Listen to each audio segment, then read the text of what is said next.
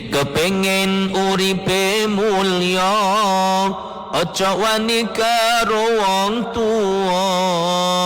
apa maning gawe atine lara bakal kualat uripe sengsara wong tuwa ridha Gusti Allah ridha wong tuwa murka Gusti Allah murka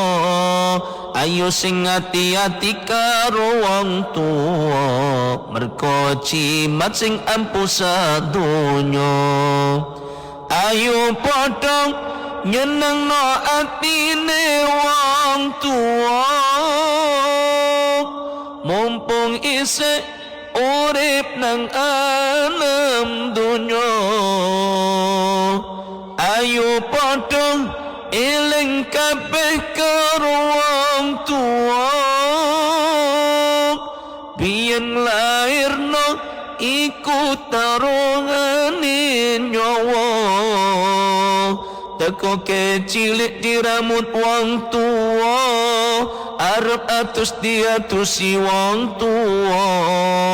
mangan ngombe dicepakno wong tuwa kadang wong tuwa durung mangan ngomongi poso